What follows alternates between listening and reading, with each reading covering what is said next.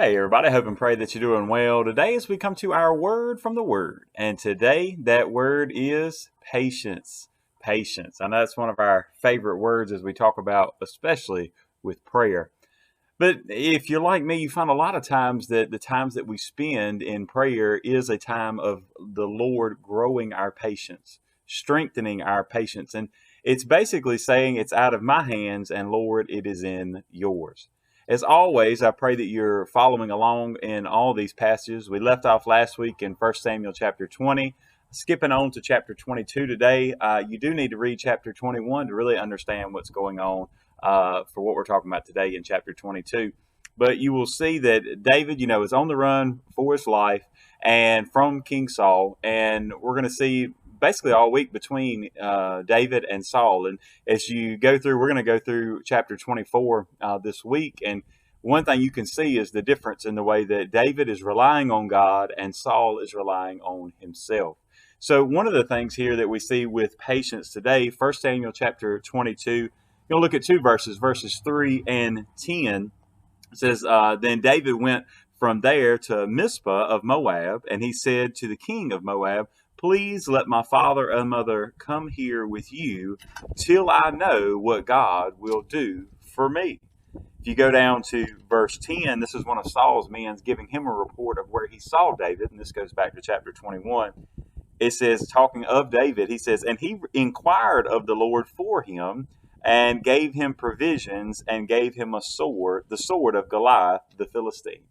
And I misspoke there. He was speaking of Ahimelech, who was dealing with David, and that's the one the priest was praying on behalf of David. So he went to inquire of the Lord.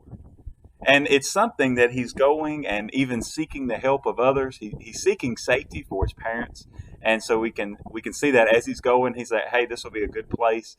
To Moab, you go back to his great grandmother Ruth, who was of Moabite, and so it makes sense that he would go there. Basically, anybody who would be opposed to Saul being king would be safe for them. But as he gets there, he's saying, you know what? I pray that you'll keep them here. And I don't really know what else I'm going to do, but I'm waiting on the Lord until the Lord tells me what to do. Now, it's so often that, man, we'll come to the Lord and we will think that we have it all figured out and know exactly what we need to do. And a lot of times, all we do is get ourselves into more and more trouble because we're not patient to wait on the Lord. I mean, it's like, okay, well, we might even say to somebody, well, hey, I've been working this out and until I wait and hear what the Lord has to say, but then we don't give the Lord any time to say anything. We don't spend any time in our Bibles. We don't spend any time really in prayer. And maybe, if anything, we just talk to other people about it and we get their input. And then we say, okay, well, I'll just go with that.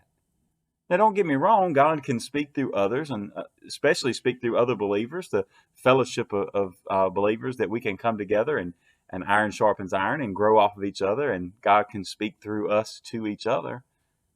But I mean, when's the last time that you really just said, you know what? I'm not going to do anything until the Lord tells me what I need to do.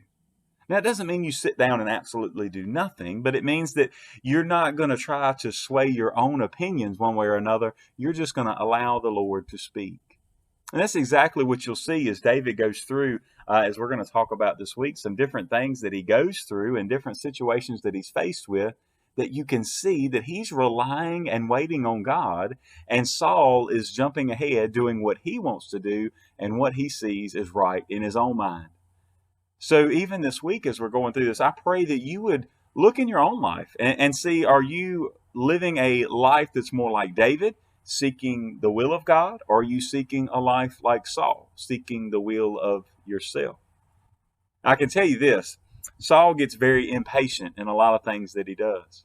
And we'll even see one instance where David kind of jumps ahead just a little bit.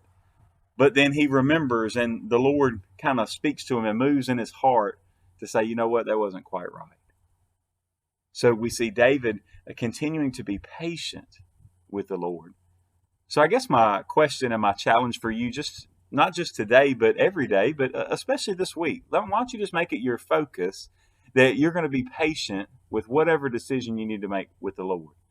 If it's something, a decision about work or family or just anything under the sun, that you'll just say, you know what, I'm going to wait until the Lord gives me clear direction, and then I will step forward in faith. God bless you, and I pray you have a great, great day.